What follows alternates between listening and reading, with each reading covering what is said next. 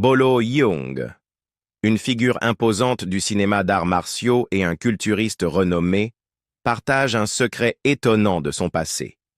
Connu pour sa présence à l'écran et ses rôles emblématiques en tant qu'antagoniste redoutable, Yeong nous emmène dans les coulisses pour raconter un sparring hors caméra avec Bruce Lee. Ce rare aperçu révèle le côté humain de Bruce Lee, remettant en question le mythe de son invincibilité. Rejoignez-nous pour explorer l'héritage d'un véritable pionnier des arts martiaux et découvrir comment ce moment redéfinit notre vision de l'un des plus grands combattants de tous les temps. Le combat oublié hors caméra. Enter the Dragon de Bruce Lee fut l'un de ses plus grands succès cinématographiques des années 70. Des dialogues aux actions, tout dans le film fascinait le public. Même après tant d'années, le monde continue de chérir l'héritage du maître à travers ce film.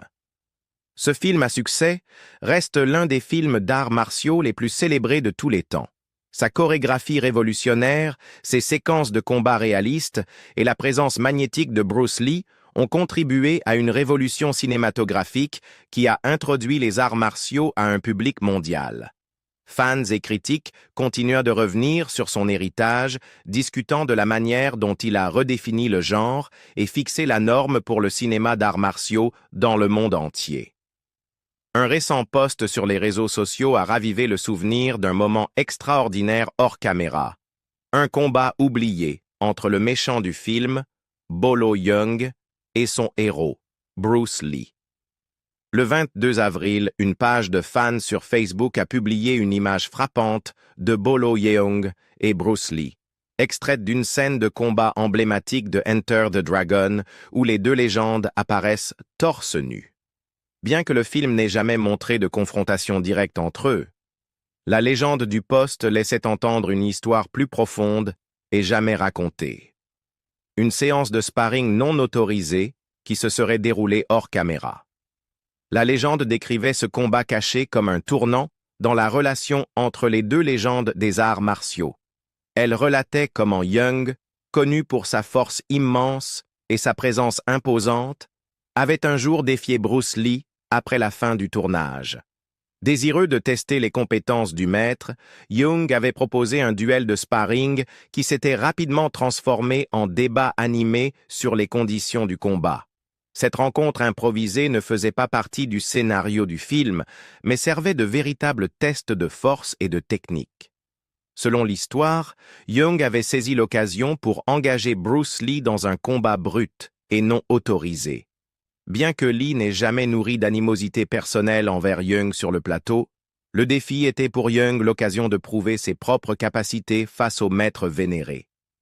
Alors que les deux discutaient des conditions, la tension monta rapidement, menant à un combat impromptu.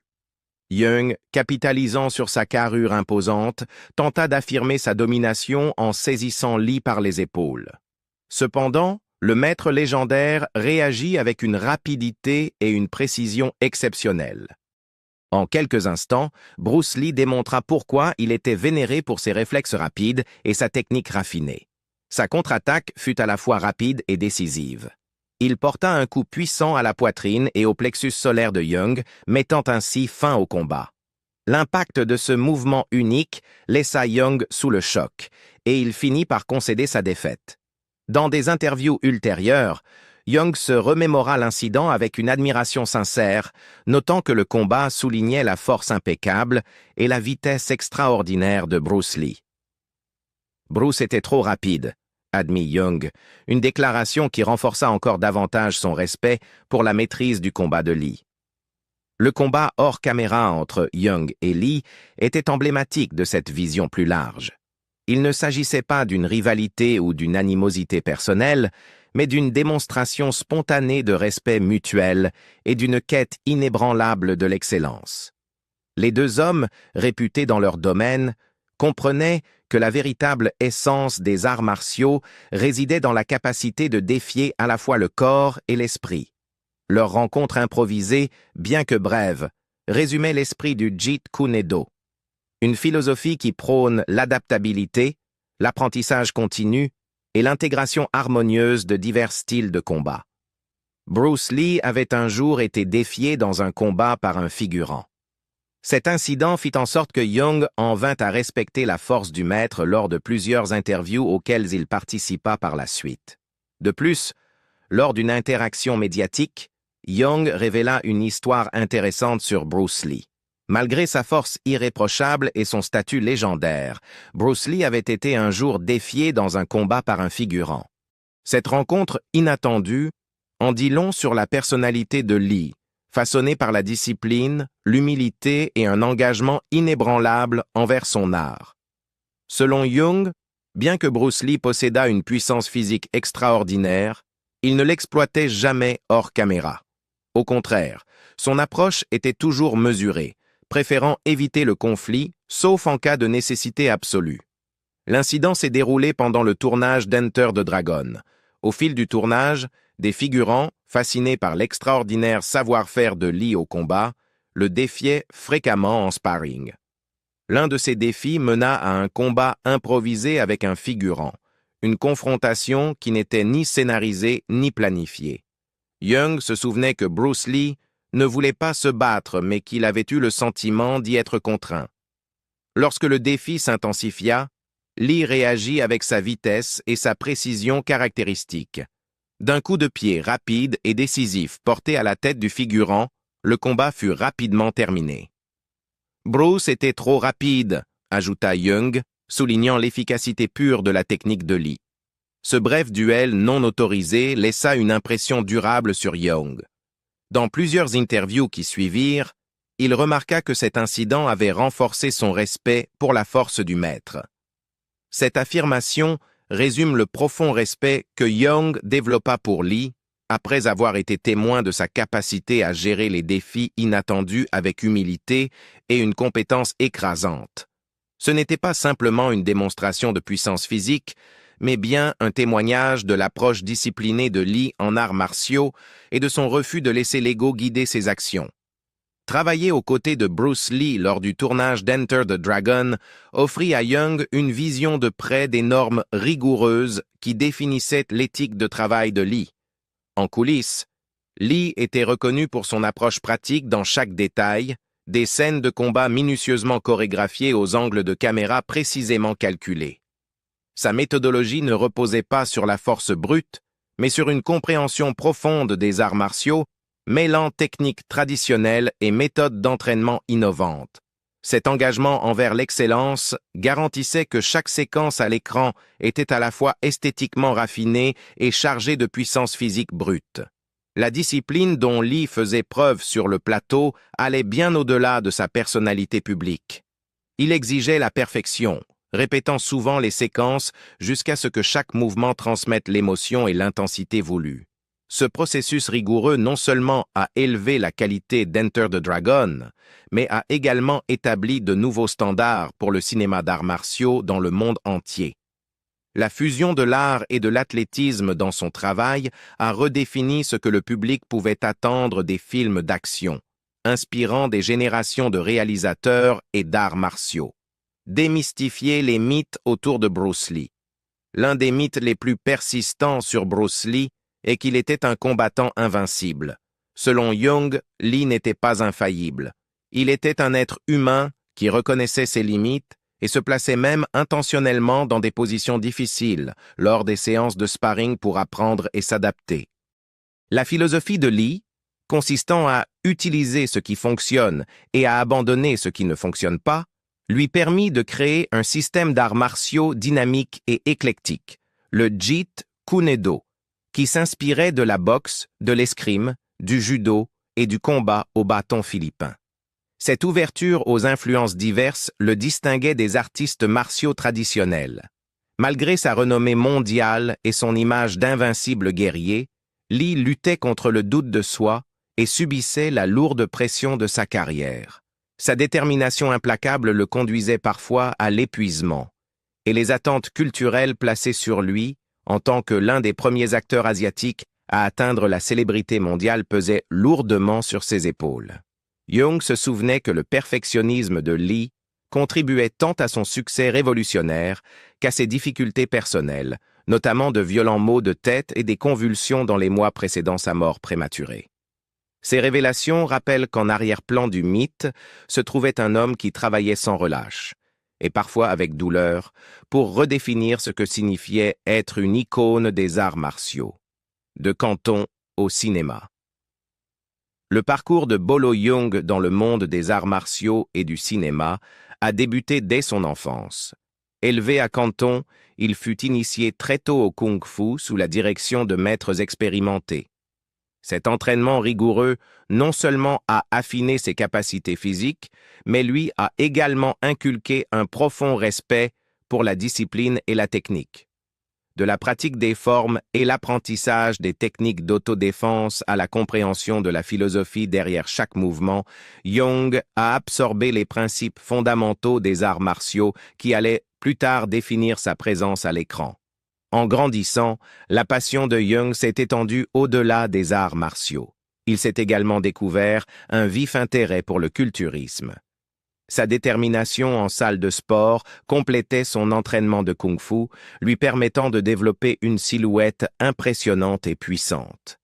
Cette transformation physique remarquée lui valut le titre de Mr. Hong Kong, une distinction prestigieuse qu'il a conservée pendant une décennie entière. Cette combinaison unique d'expertise en arts martiaux et d'une carrure imposante posa les bases solides d'une carrière cinématographique, notamment dans des rôles exigeant une présence physique dominante et la capacité d'incarner des personnages intimidants. Le succès précoce de Yeung dans les arts martiaux se traduisit rapidement par une carrière florissante dans le cinéma. Sa carrure musclée et son attitude disciplinée firent de lui un candidat idéal pour les rôles de méchants, et il trouva bientôt sa place au sein des célèbres Shaw Brothers Studios. Des films tels que The Heroic Ones, The Deadly Duo et Angry Guest mirent en valeur sa capacité à incarner des antagonistes puissants, le distinguant dans le paysage compétitif du cinéma de Hong Kong. Ses premiers rôles consolidèrent non seulement son image à l'écran en tant qu'adversaire redoutable, mais ouvrirent également la voie à des opportunités plus importantes, alors que le genre du film d'arts martiaux prospérait dans les années 1970. Un moment décisif de la carrière de Yeung survint lorsqu'il rencontra Bruce Lee lors du tournage d'une publicité pour les cigarettes Winston. Cette rencontre fortuite marqua le début d'une longue et influente amitié. Reconnaissant le potentiel de Yeung, Bruce Lee l'invita à jouer dans le film emblématique Enter the Dragon. Dans cette production historique, le personnage de Yeung fut nommé Bolo, un rôle qui eut un tel impact qu'il fut rapidement connu sous le nom de Bolo Yeung. Sa performance dans Enter the Dragon éleva son statut et le connecta avec un public international. Durant le tournage d'Enter the Dragon, Bruce Lee et Bolo Yeung travaillèrent en étroite collaboration, perfectionnant leurs techniques et échangeant leurs points de vue sur les arts martiaux. Leur collaboration allait bien au-delà du plateau de tournage. C'était un lien mutuel forgé par une dévotion commune, le respect et une quête incessante d'excellence. Cette relation renforça non seulement leurs compétences individuelles, mais laissa également une empreinte durable sur l'évolution du cinéma d'arts martiaux. Yeung exprima plus tard dans une interview son admiration profonde pour le maître en déclarant « Il n'y aura jamais un autre Bruce Lee. J'ai eu le privilège de l'appeler mon ami. » Ce sentiment résume l'influence considérable que Bruce Lee eut sur Yeung, tant sur le plan personnel que professionnel. Au fil du temps, les leçons tirées de sa formation précoce et sa collaboration avec Bruce Lee propulsèrent Bolo Yeung au rang de l'une des figures les plus respectées du cinéma d'arts martiaux. Son parcours, d'un jeune artiste martial à Canton à une icône du cinéma reconnue internationalement, témoigne de sa persévérance, de son adaptabilité et de son engagement indéfectible envers l'excellence. L'héritage de Bolo Yeung continue d'inspirer de nouvelles générations d'artistes martiaux et d'acteurs, soulignant le pouvoir intemporel de la discipline, du respect et de la poursuite inlassable de sa passion. L'ascension vers la renommée internationale.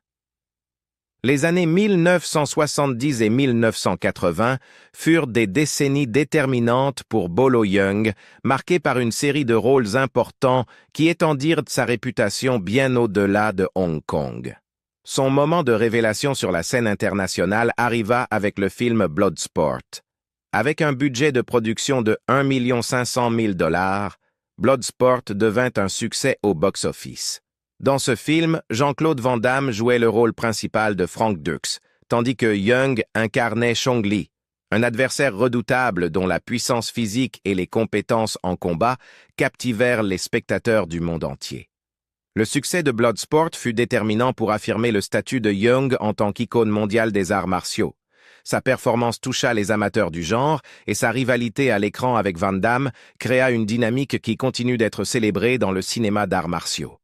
Ce succès international lui apporta non seulement une reconnaissance mondiale, mais ouvrit également des portes à de nouvelles collaborations.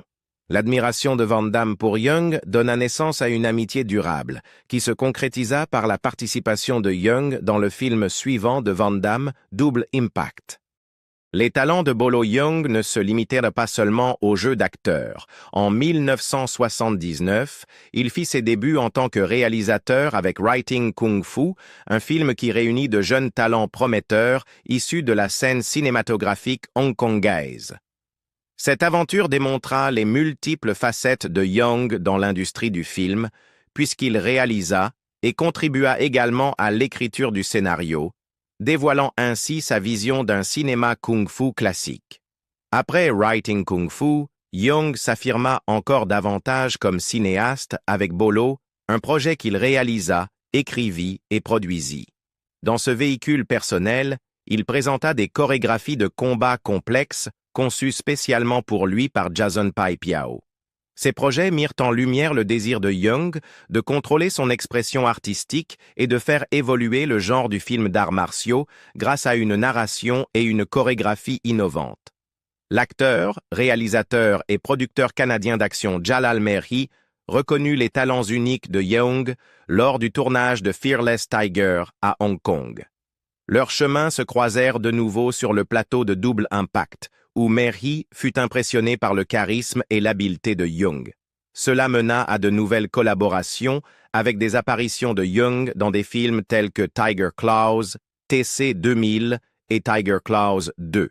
Ces projets renforcèrent non seulement son statut d'acteur polyvalent, mais lui permirent également de continuer à influencer le genre des arts martiaux, tant devant que derrière la caméra. Le décès de Bruce Lee eut un impact profond sur l'industrie du film d'arts martiaux. Avec le déclin du cinéma kung-fu traditionnel, Bolo Yeung fut confronté au défi de se réinventer dans un environnement en rapide évolution.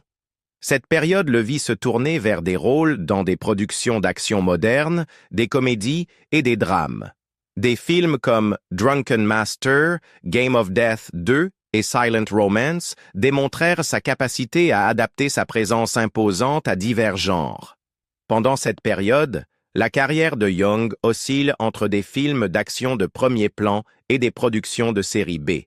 Des films tels que Working Class de Tsui Hark, My Lucky Stars de Sammo Hung et Lucky Stars Go Places d'Eric Tsang lui permirent d'explorer différentes facettes de son jeu d'acteur tout en maintenant sa réputation de pilier des arts martiaux. Malgré le paysage changeant de l'industrie, l'engagement de Yeung envers un art martial authentique et son approche disciplinée de son métier restaient évidents. En 1986, Bolo Yeung joua un rôle crucial dans le film Legacy of Rage, réalisé par Ronnie Yu. Dans ce long métrage, Brandon Lee, le fils de Bruce Lee, devait gagner en masse musculaire pour son rôle, et Yeung fut son entraîneur. Leur rencontre à l'écran, un bref combat dans une ruelle, renforça encore la réputation de Yeung en tant que figure influente du cinéma d'arts martiaux, établissant un lien entre l'héritage de Bruce Lee et la prochaine génération d'artistes martiaux.